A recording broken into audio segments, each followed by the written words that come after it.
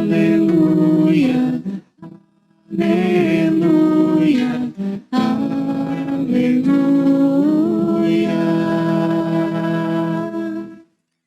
O Senhor esteja convosco.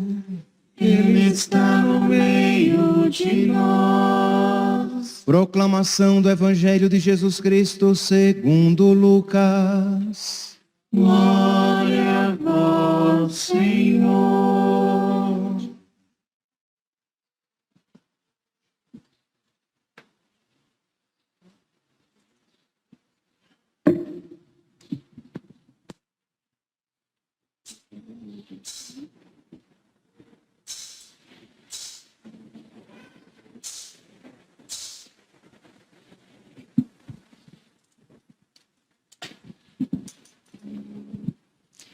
Naquele tempo, Jesus entrou num povoado e certa mulher de nome Marta o recebeu em sua casa. Sua irmã, chamada Maria, sentou-se aos pés do Senhor e escutava a sua palavra. Marta, porém, estava ocupada com muitos afazeres. Ela aproximou-se e disse: Senhor, não te importas que minha irmã me deixe sozinha com todo o serviço? Manda que ela me venha ajudar. O Senhor, porém, lhe respondeu: Marta, Marta, tu te preocupas e andas agitada por muitas coisas. Porém, uma só coisa é necessária. Maria escolheu a melhor parte e esta não lhe será tirada. Palavra da salvação. Glória a vós, Senhor. Aleluia, aleluia, aleluia.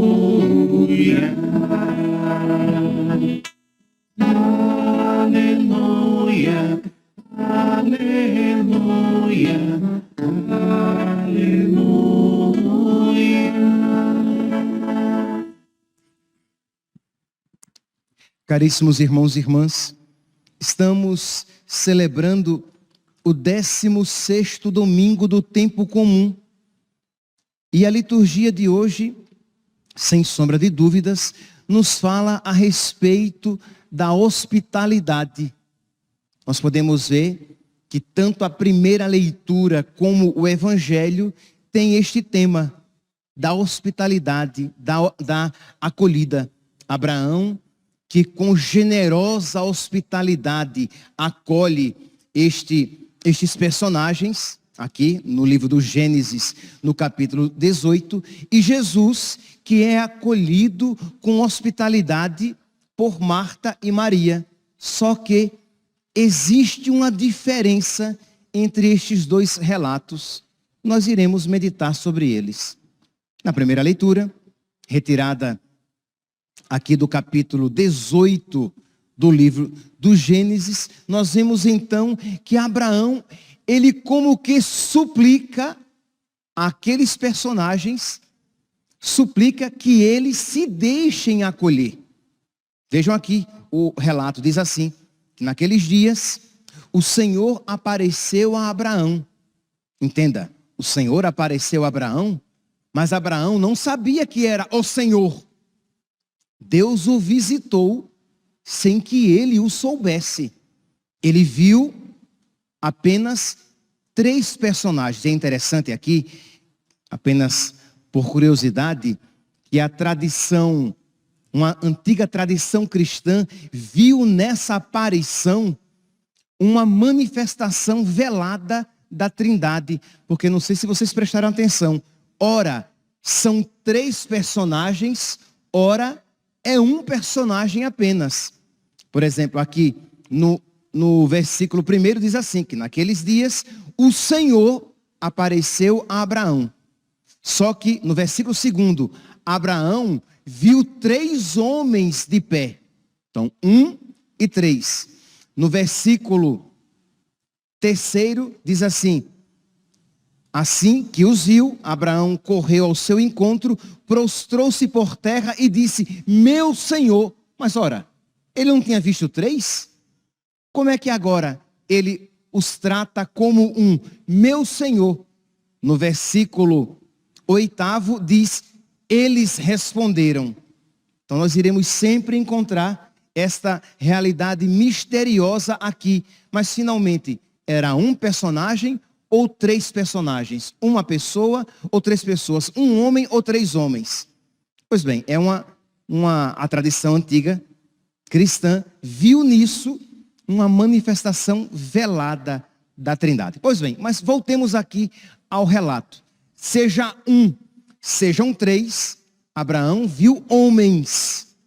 E ele então diz que com uma imensa generosidade suplicou que aqueles homens ficassem na sua tenda para que ele pudesse servi-los. O Senhor apareceu a Abraão junto ao carvalho de Mambré, quando ele estava sentado à entrada da sua tenda, no maior calor do dia. Então estava ali, Abraão descansando, sentado, e aparece gente. A pergunta é: qual é normalmente a nossa atitude quando um serviço nos aparece naquele momento em que nós estamos descansando, em que nós não queremos ser incomodados? Percebe aqui como é diferente a postura de Abraão. Levantando os olhos, Abraão viu 3 homens perto dele. Assim que os viu, correu ao seu encontro, prostrou-se por terra, era a saudação judaica, e disse: meu Senhor, se ganhei a tua amizade, peço-te que não prossigas viagem sem parar junto a mim, teu servo. Mandarei trazer um pouco de água para vos lavar os pés, e descansareis debaixo da árvore. Farei servir um pouco de pão para refazerdes as forças, antes de continuar a viagem. Pois foi para isso mesmo que vos aproximastes do vosso servo. Percebe aqui a súplica de Abraão: por favor, eu peço. Mas por que Abraão agiu assim? Porque isso, meus santos, já era um mandamento judaico. Lá no livro do Deuteronômio, no capítulo 10, no versículo 19, nós iremos encontrar o mandamento do Senhor, que diz assim: amareis o estrangeiro, porque fostes estrangeiro no Egito. Isto é, você deve ser bom com os estrangeiros, porque vocês foram estrangeiros no Egito. Isso era um ensinamento profundo, profundamente enraizado na mentalidade judaica. Então, Abraão, ele vive essa realidade de ser bom com o migrante, com o peregrino, com o estrangeiro, por obediência a nosso Senhor. Ora, meus irmãos, se Abraão, ele tinha esse mandamento, e a ele era obediente, quanto mais nós devemos ser bons com os outros, porque Deus é bom sempre conosco. Então sempre a nossa bondade é sempre uma resposta à bondade primeira de Deus. Então Abraão queria ser bom, porque Deus foi bom com ele. Essa passagem aqui, ela marcou também a mentalidade cristã. Lá no livro dos Hebreus, o autor da carta aos Hebreus, lá no capítulo 13, no versículo 1 e seguintes, o autor da carta aos Hebreus diz assim: que o amor fraterno seja sincero. Que o amor fraterno, que o nosso amor aos irmãos, né? Irmãos aqui no sentido mais amplo da palavra, aqueles que se aproximam de nós. Às vezes um irmão inconveniente, às vezes um irmão chato. Vocês querem mais inconveniente do que um irmão que vem no maior calor do dia, quando Abraão estava descansando? Mas Abraão, por obediência a Deus, isso fez nós por obediência a Jesus, devemos fazer muito mais. Continua então aqui o autor da carta aos Hebreus. Que o amor fraterno seja sincero. Não esqueçais a hospitalidade. Hospitalidade aqui não significa somente acolher alguém na sua casa, mas como você acolhe aqueles que passam pela sua casa. Aqueles que de alguma maneira vão à sua procura. Então, versículo 2, Hebreus capítulo 13, versículo 2. Não esqueçais a hospitalidade, porque alguns, sem o saberem, hospedaram anjos. Aqui está se referindo a Abraão, que hospedou o próprio Deus sem o saber. E nós, meus santos, sabemos, né? Mateus capítulo 25, versículo 40.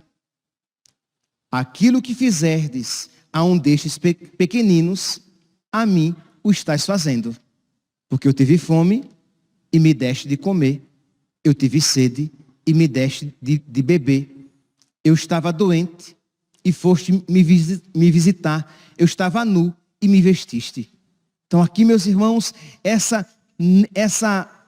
esse cuidado que nós devemos ter com o pobre, com o necessitado, com aquelas pessoas que passam pela nossa vida, porque muitas vezes são uma visita de Deus. Então, Abraão, que não conhecia Jesus, mas que já conhecia o Deus verdadeiro, o Deus único, Abraão, então, por obediência a Deus, por amor a Deus, ele é generosamente acolhedor. Pois bem, o Evangelho nos apresenta então uma outra maneira de acolhida, um passo a mais. Nós agora somos chamados a dar um passo, isto é, de não sermos apenas generosos, de não sermos apenas generosamente acolhedores como Abraão, mas precisamos ser acolhedores à maneira de Maria. Diz aqui que Jesus visitou a casa de Marta e Maria. E Marta começou a preparar tudo aquilo que deveria fazer para acolher nosso Senhor. Então, corria de um lado e do outro, limpando a casa, fazendo a comida. E diz que Maria, a irmã de Marta, se colocou aos pés de nosso Senhor para acolher as suas palavras. Meus irmãos, percebe aqui que existe uma outra maneira de acolher, segundo aqui o Evangelho, que é uma acolhida mais profunda de nosso Senhor. É claro que Marta estava amando nosso Senhor, né? Não pensemos aqui que Marta estava fazendo algo desagradável a Deus. Afinal de contas, ela estava preparando a casa, a comida para Jesus. Mas o que Jesus quer nos ensinar é que existe algo muito mais importante e profundo para a nossa vida, para a nossa acolhida de nosso Senhor. Diz então que Maria lá aos pés de nosso Senhor, Marta vai e reclama, diz: Senhor, não te importas que eu fique aqui sozinha trabalhando, enquanto Maria fica aí sentada aos teus pés? E diz aqui que Jesus responde, Lucas, capítulo 10, versículo 41. Marta, Marta, tu te preocupas e andas agitada por muitas coisas, porém uma só é necessária, uma só coisa é necessária. Maria escolheu a melhor parte e esta não lhe será tirada. Meus irmãos, esta palavra, uma só coisa é necessária, deve iluminar a nossa inteligência e a nossa espiritualidade. Imagine aqui um sacerdote que ele celebra, ele prega, ele ouve as confissões, ele administra a paróquia. Percebe que tudo isso é muito bom. Mas imagine um sacerdote que tudo isso faz, mas abandona a oração. Ele não acolhe mais nosso Senhor no seu coração. É verdade que tudo aquilo que ele faz, celebrar a missa, pregar o evangelho, e celebra direitinho, e prega direitinho, e administra direitinho, e confessa direitinho, faz as coisas por amor a Deus de alguma maneira. Mas se não houver o único necessário, se não houver aquela realidade sem a qual nada é bom, mais cedo ou mais tarde tudo se perderá. Então, isso que eu apliquei ao sacerdote, nós podemos aplicar a todos nós. Você é um bom trabalhador, você trabalha com honestidade, você procura ser uma mãe, uma boa mãe, você namora e você namora de uma maneira honesta, mas você não tem tempo. Você é catequista na igreja, você é ministro extraordinário da comunhão, você é acólito, é coroinha, serve o altar, você é leitora, você canta na missa, ou melhor, você canta a missa, você participa da liturgia, mas não obstante o seu serviço das coisas de Deus, você não acolhe nosso Senhor no seu coração. Você não tem tempo de sentar-se aos pés de Jesus e ouvir a sua palavra. Porque, meus santos, o que nos salva não são as nossas obras. O que nos salva é quando nós acolhemos a palavra de Deus na nossa vida e a vivemos com fidelidade. E a testemunhamos com fidelidade. Então aqui, meus santos, o evangelho de hoje deve nos fazer pensar se nós temos acolhido nosso Senhor. Em Maria, a acolhida, a hospitalidade foi recíproca. Maria acolheu Jesus e foi acolhida por Jesus no seu coração. Por quê? Porque ela estava ali aos pés de nosso Senhor. Você procura fazer coisas boas, mas se você não tiver acolhendo nosso Senhor a cada dia na sua vida, mais cedo ou mais tarde você se perderá. Porque a amizade com Deus, a vida de oração é aquela realidade sem a qual nada vale a pena.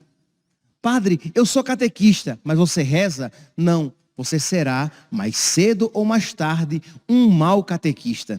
Padre, eu sou um homem casado e você reza, meu santo? Não, padre, eu não rezo. Eu vou à missa, entendeu? Eu cumpro alguns mandamentos, mas eu não tenho vida de oração.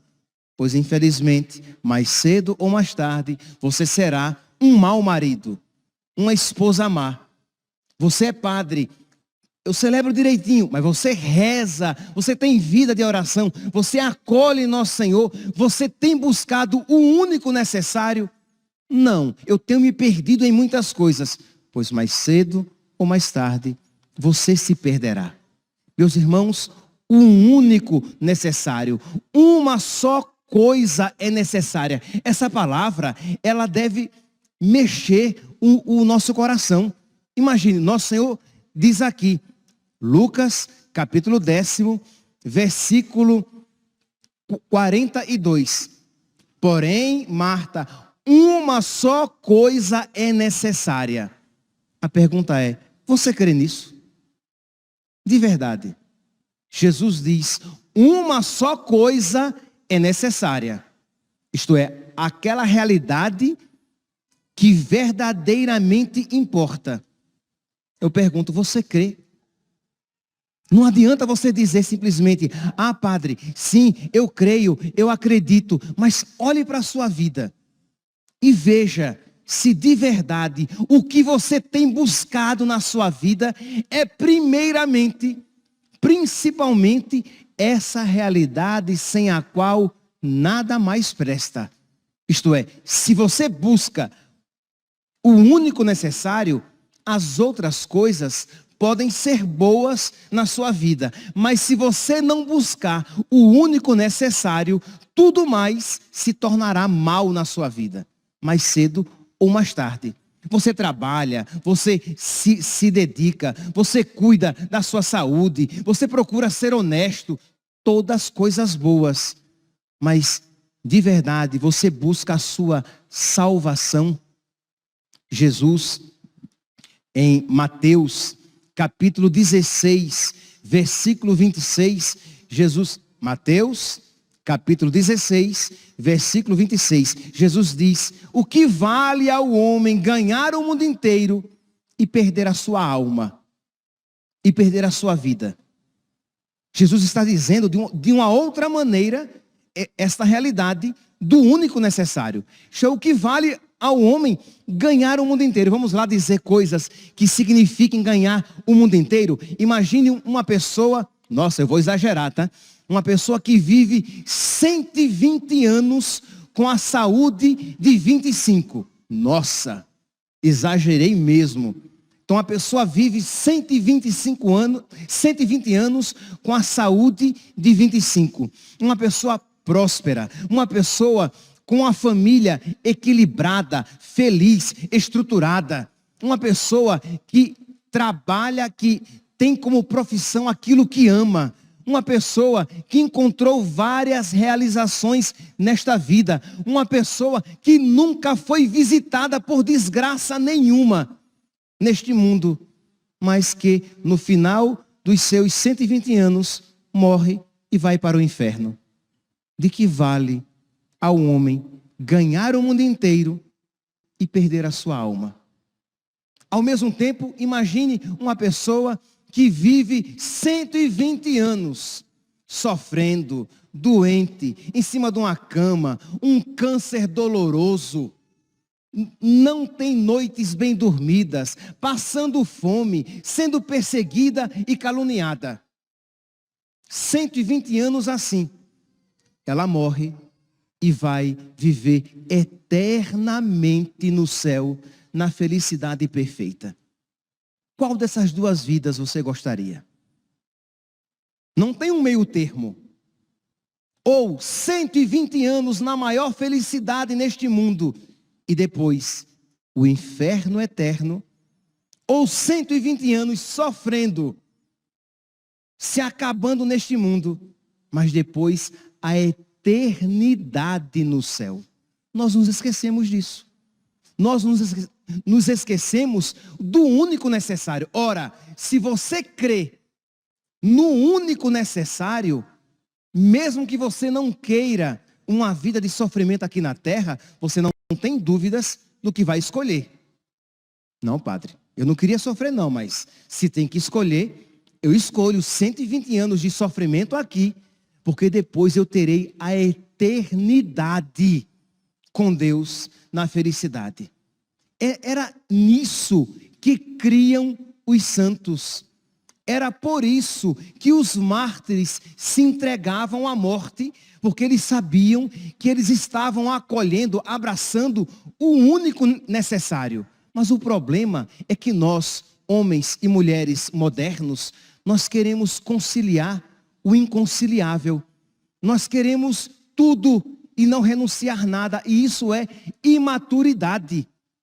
Isso é imaturidade emocional e espiritual. Imagine um rapaz que ele quer se casar, ele quer a vida de casado, mas ele também quer ter a vida de solteiro. Não dá, neguinho. Não dá. Ou você casa e terá a vida de casado, ou você será solteiro, tendo vida de solteiro. Solteiro cristão, católico, né? Mas vida de solteiro sem algumas responsabilidades da vida de casado. Não dá para querer ter tudo. Imagine, aquela moça escolheu aquele rapaz, mas ela também quer os outros rapazes. Não dá. Escolher é renunciar. Quando você escolhe um rapaz, pelo menos em tese, você renuncia todos os outros possíveis. Você escolheu um. Entende? Então, ora, quando nós temos isso, essa maturidade afetiva, humana, nós estamos preparados para essa maturidade espiritual. eu escolho Deus. Eu escolho a minha fé. Eu escolho a vida eterna. Eu escolho o céu. Eu escolho o verdadeiro amor, com todas as implicações que isso terá na vida concreta de cada um. Mas eu escolhi o único necessário. Eu escolhi Jesus. Então, eu irei acolher tudo aquilo que me leva a viver mais plenamente essa minha escolha. Mas o problema é que nós dizemos de boca que escolhemos Jesus, mas na prática da vida nós vivemos escolhendo o diabo. Nós dizemos que escolhemos o céu, mas vivemos brincando de ir para o inferno. Nós não estamos escolhendo o único necessário. Acolher Jesus totalmente, plenamente na minha vida e arcar com as consequências dessa escolha, sabendo que eu escolhi a melhor parte. Marta, Marta, tu te preocupas e andas agitada por muitas coisas. Porém, uma só coisa é necessária. Maria escolheu a melhor parte e esta não lhe será tirada. Meus irmãos, precisamos pedir a Deus que nos conceda esta sabedoria, porque nós precisamos escolher a melhor parte felizes. É verdade, não de maneira romântica. Quando eu digo escolher a melhor parte felizes, significa escolher a melhor parte sabendo que eu estou escolhendo a melhor parte. Embora isso me custará algum esforço. Sabendo que eu estou escolhendo o único necessário, aquilo que verdadeiramente importa, mesmo sabendo que no mundo tereis tribulações. Mas eu estou fazendo a coisa certa. Pedir a nosso Senhor, meus santos, que a nossa vontade adira, que a nossa vontade busque aquilo que, pelo menos a nossa pequena fé, já crê. Que Deus é o único necessário. Que quem a Deus tem, nada falta, só Deus basta. Então, se você tem fé, se você está na amizade com Deus, meu santinho, abrace esta realidade e procure se aprofundar cada vez mais nesta fé, que não obstante os sofrimentos da sua vida, você não será desesperado. Você não será uma amargurada, porque eu tenho o único necessário. Ah, padre, mas eu não tenho a saúde que eu gostaria de ter. Mas você tem o principal. Ah, padre, mas eu não tenho a esposa, o marido que eu gostaria de ter. Mas você tem o único necessário. Ah, padre, mas eu não sou tão bonita. Ou melhor, eu sou feia, padre, eu sou um cão chupando manga. Ok, minha santinha, você é feia, mas você tem o único necessário. Entende, meu santinho? Verdade, eu digo assim brincando, mas é verdade. Você tem o necessário, porque senão você fica apegado ao que é acidental e perde o foco do que é o principal. Então você é feio, desdentado, você é feia, com a cara enrugada, você não tem porte físico, você não tem saúde, você é doente, você é pobre, você foi traído. Nossa Senhora. Vou pensar em... Mas você tem fé. E você diz, é verdade, tudo isso é terrível. Tudo isso me faz sofrer. Mas nada disso me faz desesperar. Porque eu tenho o único necessário. Se vos possuo, meu Deus, nada mais me atrai neste mundo. Lembra desse salmo, desse versículo sálmico que eu já repeti aqui tantas vezes. Porque eu repito para vocês, repetindo para mim. Para que vocês aprendam e eu também. Salmo 72, versículo 25. Peguei aqui. 72 ou 73, de acordo com a tradução bíblica de cada um. Se vos possuo, meu Deus, nada mais me atrai na terra. Se eu vos possuo, eu já tenho tudo. Eu já tenho o necessário para ir para o céu. O resto é acidente. Versículo 28, do mesmo Salmo, Salmo 72, versículo 28. Para mim, a felicidade é estar com Deus.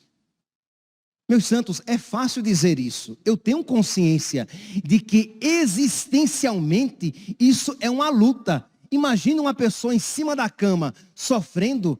É claro que ela não vai sentir felicidade. Ela não vai sentir alegria. Mas ela poderá dizer na fé: mas eu tenho Deus e a felicidade, nisso consiste, eu estou caminhando para o céu. Santa Teresinha, ela chegou mesmo a dizer, no momento de grande sofrimento na sua vida, ela disse: eu não estou alegre, eu não estou feliz, mas eu sou feliz. Porque ela sabia que ela era de Jesus e que Jesus era dela. Se vos possuo, nada mais me atrai neste mundo. Peça a Deus esta sabedoria. Peça a Deus esta fé. Não apenas ouça isso, mas na sua oração, hoje e agora, quando o pão e o vinho forem ofertados e serão transubstanciados, serão transformados em corpo e sangue de Cristo, peça a Jesus: Jesus, pega também o meu coração incrédulo e duro, doente e iludido pelo mundo, e dá-me um coração semelhante ao teu, um coração que creia, um coração que busque o único necessário, um coração que creia na tua palavra e um coração que se alegre pela felicidade que me é reservada. E não este coração tão inconstante e infiel como eu tenho carregado no meu peito. Peça isso. Não saia daqui hoje, da missa de hoje, apenas com o preceito cumprido, mas que você saia daqui hoje tendo um encontro com Deus, um toque da graça de Deus no seu coração, e suplicando a nosso Senhor que lhe conceda esta sabedoria de você não andar agitado em muitas coisas, mas de escolher a única coisa necessária. Louvado seja nosso Senhor Jesus Cristo. Para sempre seja louvado.